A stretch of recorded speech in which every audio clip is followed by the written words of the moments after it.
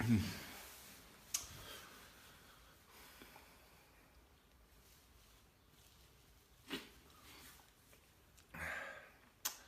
was nearly 5 years ago that I walked into the doctor's surgery and I complained about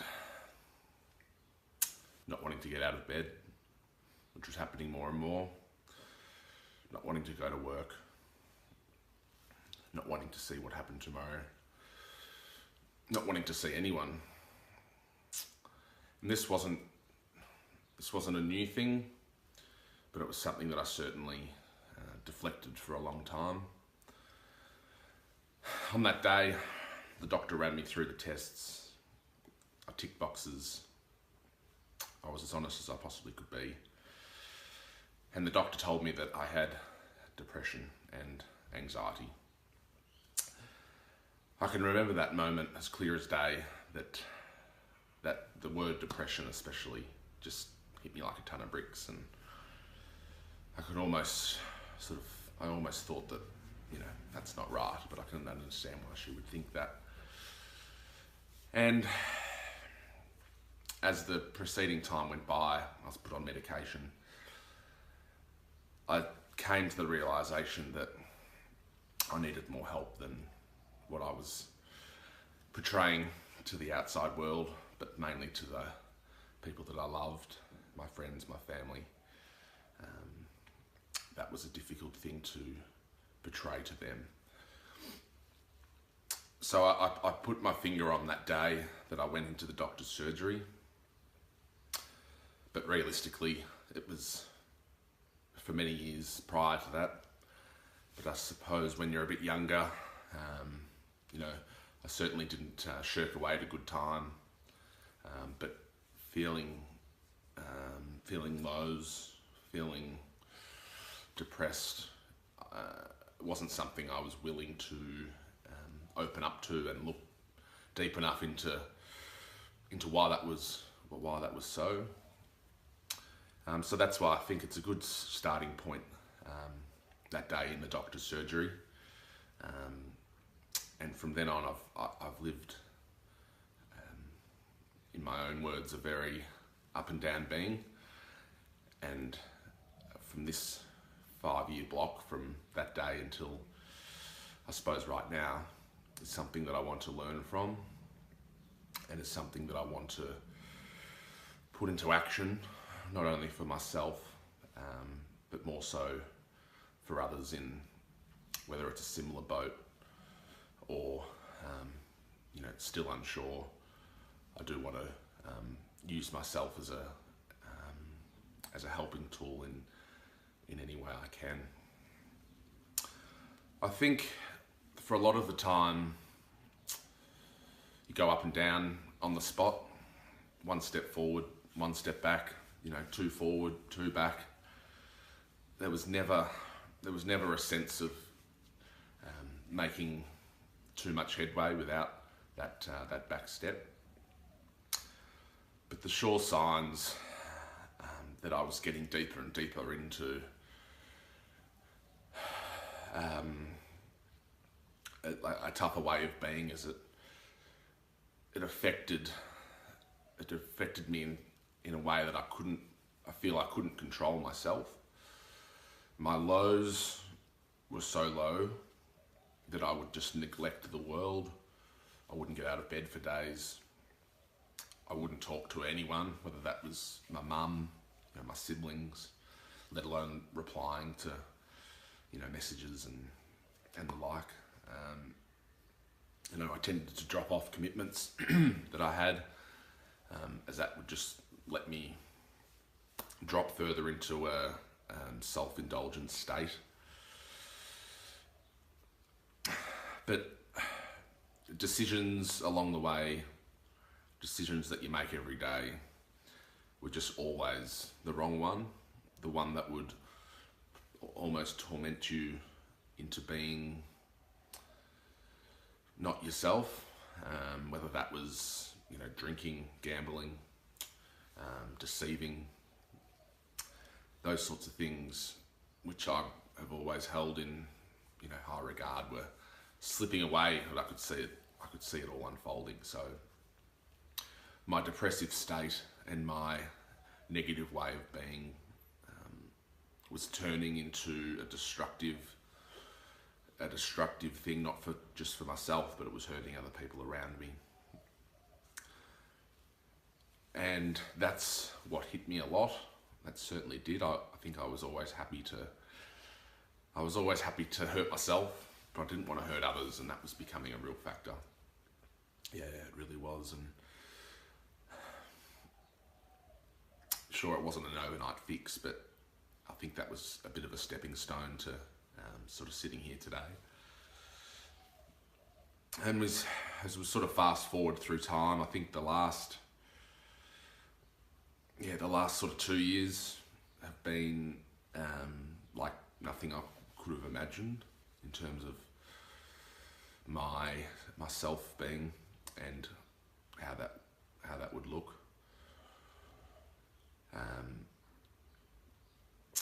I think I was more willing to talk, and I was more willing to try and get to the bottom of what was making me such a depressed person, which was a start, but it was only a start. And I saw multiple counsellors, and in more recent times psychiatrists, to try and have things aligned that inside my head, that it's easier said than done. But it certainly wasn't always about trying to get better. Life goes on. Everyone does have things to do, their priorities, which I fully respected. But I think I do believe I have lived a very selfish stretch of life in wanting certain things that have taken others out of their comfort zones.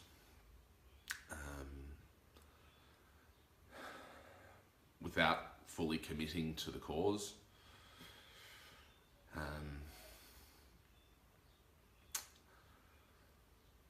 And I think,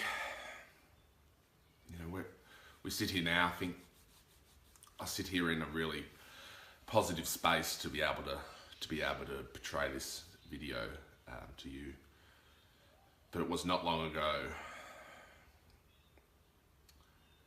that I sat in a psych ward at the Alfred for a relatively short length of time, but it certainly didn't seem that way. After effectively being put on a suicide watch by my family, and that certainly didn't affect me as much then and there, because it didn't matter where I woke up or where I was or what I was doing. I did feel doomed.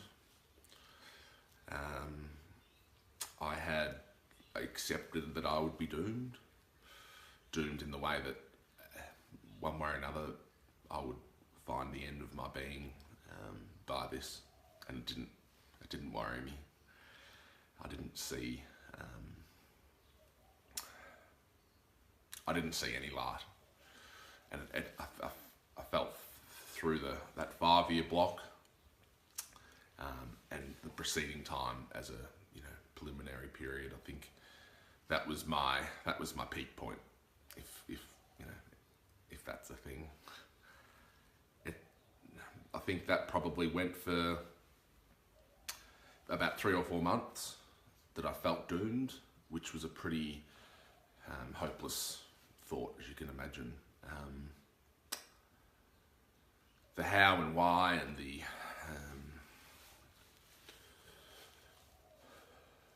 thought of ending one's life is pretty grim. And I came back to that. I was happy to distinguish myself, but having the thought of family and friends dealing with grief and emotion that they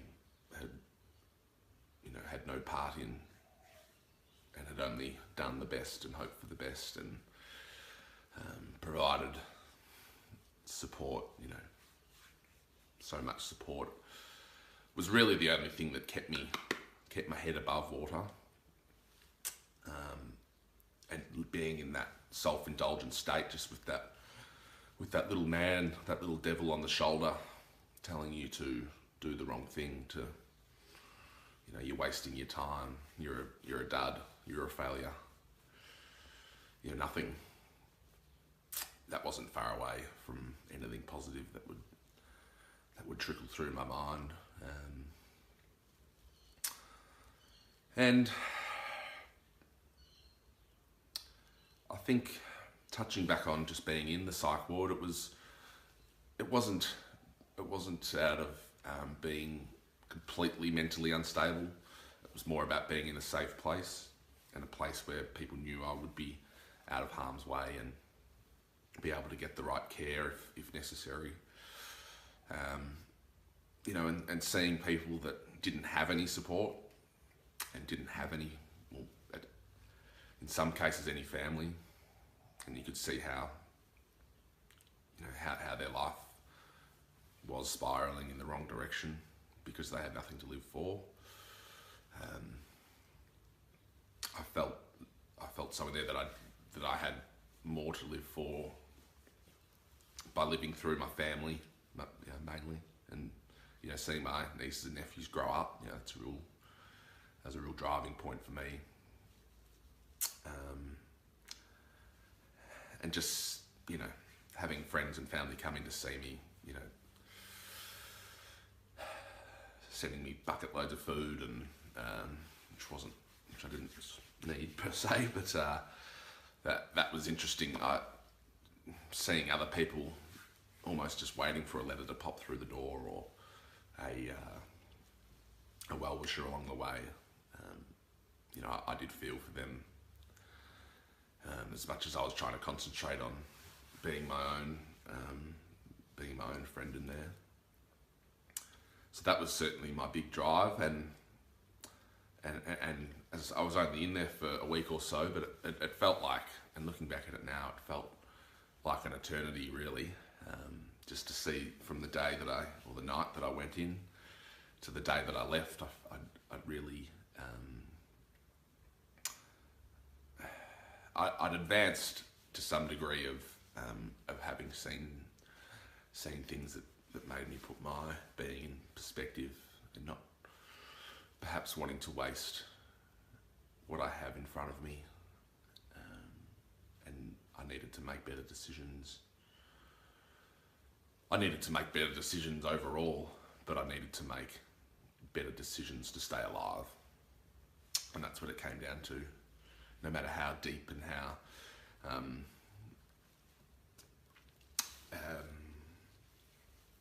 bad I had made situations with friends and family, that was the underlying issue, was I needed to stay alive. Which sounds a bit surreal, and even does today, because I can look back on that period of my life with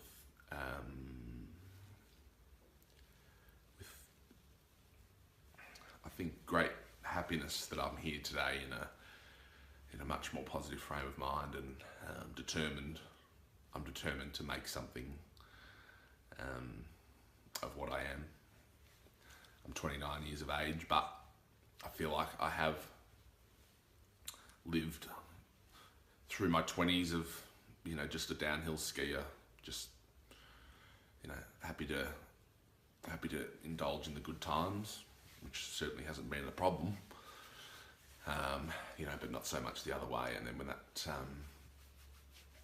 when those aspects of, whether it's drinking too much or losing all your dough, although that's not a blaming of depression,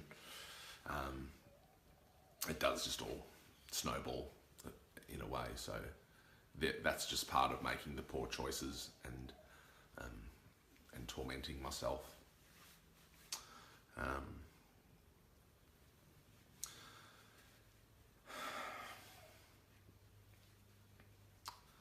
And furthermore to that, I'll need to make better choices moving forward regardless. I would drink often at times until I woke up. I would try and drink so much that if I didn't wake up, I'd be pleased. So that accidental way of falling off the perch perhaps wouldn't have been a disaster for me, but having to pull the trigger myself was the toughest part. So trying to work through the doom and gloom stages is challenging, and I'm sure that I've missed parts that'll come to me at different stages, and I've probably elaborated on different things a little bit too much, but I moved down to Gippsland with Mum, which seemed to just work out of logistically and a really smart thing to do, to take some time to evaluate myself and evaluate how I want to live. Not so much what I want to do and what I want to be. I think that's still a bit of a challenge for me to work through. But in the bigger picture, certainly it certainly isn't the driving force right now. But I've found a real will and a real hunger to get up in the morning. I found a real will and hunger to reach out to people, and whether that's rebuild a bit of a bridge, or just strengthen a friendship or a family.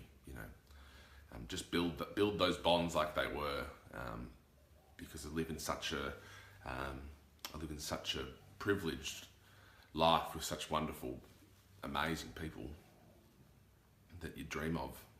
A lot of people would dream of, whether that's flicking your phone on and having some banter, or giving someone a call, running into someone on the street, seeing them at the footy club. It's magic. So they're the sorts of things that I've just broken down to so simply, to give myself that drive. I've been working more. I've got the young puppy who's keeping me honest. They're all just those little things that have given me that spur back to get up and do something. And although I'm a little way off, not sure where my permanent residence will be. I'm not sure what job I'll land in. But as I say, there's no mad hurry for that. But I've wanted to, and I felt the right time to give myself a challenge, give myself a goal, which would, I think, slingshot me into the future in any walk of life. And not only a personal challenge, something that would drive me 100%, but as I mentioned, I do feel I have lived such a self-indulgent being, just being so soaked in my own sadness and depressive states, that's all I've thought for a long time. So by doing this, I want to raise as much awareness, and I want to put myself out there to the public, whether that's anyone close to me, not so close, or outside the circle. I'd like to utilise my own way of being through the past, those trains of thoughts, and trying to come through the other side. And that's the ultimate goal. And I want to raise awareness, raise money. I want to raise a lot of money, and I don't want to put any ceiling on it, because in this day, the idea of speaking up is really blossoming, and I can see it in the community, and when you see it on the news and stuff, that's what the world sees. But you know, old mate down the road doesn't get that coverage. So having that forum to speak up is the first part, but the second part is being able to delve into it and try and drag it out. Because like one of the fellas I was seeing, who I will still continue to see in the future, who is a counsellor, a psychologist, he just broke it down as that you do carry it everywhere, and you really do. That they are with you. They're in your backpack. You're giving them a piggyback. The depression is a being, and it's the old saying of the devil on the shoulder, and it can't be more true, because you're carrying a weight more so than your own body, and you can shake it. Now, I don't sit here today and saying I have shaken it. I do still ride those bumps from time to time, but something I can bounce back from, and I can acknowledge, and I can move on within a short space of time, which is really great to be able to say today.